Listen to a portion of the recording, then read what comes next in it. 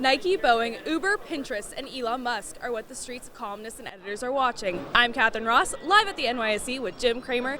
Jim, investors have a lot to think about. Let's start with Nike. Yeah, I mean, Nike, I think, would be down less if it weren't for the fact that their giant sell programs geared to the fact that we have an inverted yield curve.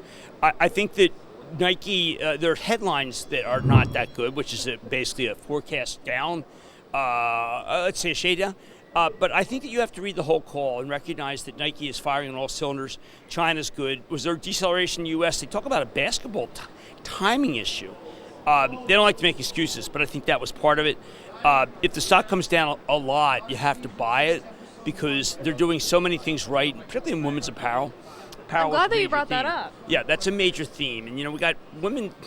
When women play sports, women buy. And I think that there's, like when you go to ESPN, you see the women NCAA tournament, and you say, oh, what's that doing there? Be careful. It's great. It's great. They mentioned women over 35 times in their conference call yesterday. Well, there you go. Okay, that's a great, let's take that to the bank. In other words, 50% of the people have been underserved. One of the things that they constantly do in their conference calls, you now know, is they'll say, we over-index this, we under-index that. They've under-indexed women.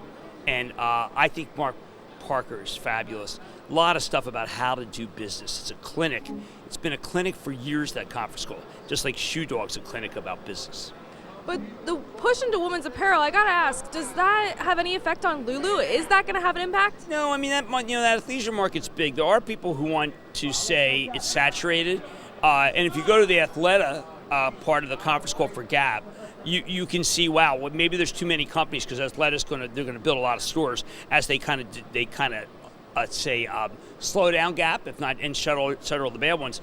But it's a good theme. Now, it's not as good as like the humanization of pets, but we're still early on athleisure, and I think that the Wedbush downgrade of Lulu is going to be poorly timed. Okay, so we got to talk about Boeing because I want to get your opinion on that. Well, yeah, I've been actually rooting back and forth with pilots who have said that I'm naive by saying that Boeing is safety first. No, I'm not. Boeing is safety first, but they have to do a thorough investigation. It's one of these things where they have to let the FBI do its job, let justice do its job. Okay, but what about the charging for extra safety add-ons? Well, I mean, if you own a Boeing and are they supposed to give away things for free? I don't know. I mean, look, airbags are not an option, I know. But when you buy a car that has special side airbags, maybe you have to pay up for them. I think the stories I thought that was a twisted story that I read. Because it basically said, safety. If you want to buy more safety, you can. And the corollary would have been, we should just give away safety. People don't give away.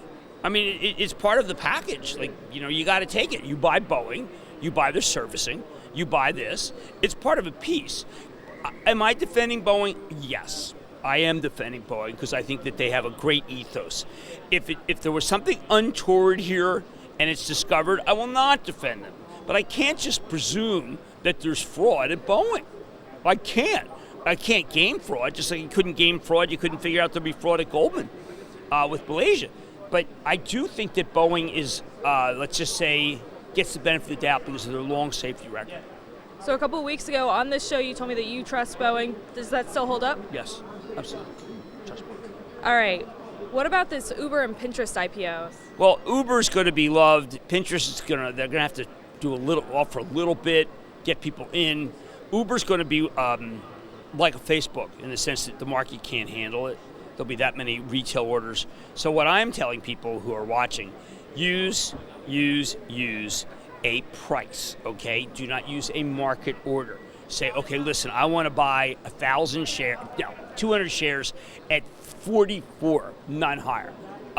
Facebook was what happens when everyone comes into the market order. How do I know this? Okay, well, look, I was a high net worth a broker at Goldman, but more importantly, I was a hedge fund manager, and then I brought a company public, and the stock traded at 62, I was frantically telling the trading desk at Goldman, you got to find supply. This is bad. It'll never trade higher. This is just terrible. It's terrible. Screaming at them with my dad right there. And they didn't listen. They didn't do it. Knight controlled the opening, and the rest was history. It just went downhill. I don't want that to happen for Uber, but people don't like to look at history. They always say, listen, don't look back. Those are clowns. In your Real Money piece this morning, you wrote about IPOs, but the life cycle. You should read it. People should just bite the bullet and trial it, for heaven's sake. It's the life cycle of how the IPO cycle works. I don't think anyone knows it as well as I do, because I've lived through 40 years of it, but more importantly, I steered a public company through the process, and I know how fraught it can be. So you said that people who are looking to buy Lyft are going to sell Salesforce. Is that going to be the same for Uber? Yeah, sure. I mean, look, there's not a lot of new money coming into managed funds. Money goes to index funds. Why is that? Because we've all been brainwashed. That's the only thing that works. I've always said you can do both. The people who do the brainwashing don't even think it's legit that someone might want to buy Uber. So listen, you can't buy Uber. It's not in the index. But Uber is going to attract a lot of people who don't have capital in retail. Maybe they buy it in margin. You're not supposed to do that. And it'll attract a lot of people from the mutual funds who will try to get their fair share. And then there'll be no money left. And there'll be there'll be no money left. So we have to be really careful. I'm going to be all over this. Because remember, I'm a big believer that bear markets start with supply, not demand. Do you use Uber or Lyft more? I only use Uber. Only? Why? I don't know. My wife put it in my cell phone. I'm not an adventurer. And she always said, I'll leave the tip on the on my cell phone. And look, I love Uber. I absolutely love it. It's changed my life. That does not make me want to go own the stock, but it will make people own the stock. All right, and so one other thing that I want to mention today, your tweet feud with Elon Musk. Oh, how funny was that? That's hilarious. No, I was just trying to get Elon to, look, you don't want antics to derail a great American manufacturer, which he is. The fact that he wants to rush cars out, I mean, who doesn't? They have demand at least. But Elon misinterpreted my thrust, and he, of course, had to dredge up everything that is negative about me. He left out that I fell in the trials for the regionals in a 440. I don't know why he didn't put that in, and he left out some of when I lived in my car. Things I didn't like, that I drank a lot. He should have had that. How could he miss that kind of thing? Instead, he focuses on Jon Stewart 10 years ago. I mean, get something new. Well, to be fair, he was responding to a troll who had brought that up. But he's got to get something new. I find some of this tiresome. But I'm trying to put him on the straight and narrow. I didn't go to Harvard for nothing. As I mentioned, I turned down Stanford. I thought that might attract him. But, I just want him to not... all he has to do is go to Judge Nathan and say, listen, give me somebody who I can tweet to, who can then decide whether the tweet should be published. And I apologize, and, all is forgiven. Elon Musk, a.k.a. boss in your book. Yeah, he's boss. He's boss. Boss is positive. Sparky's bad. Chief's horrible. Okay, so now you know the rankings. Yeah. All right, Jim, that does it for this show today.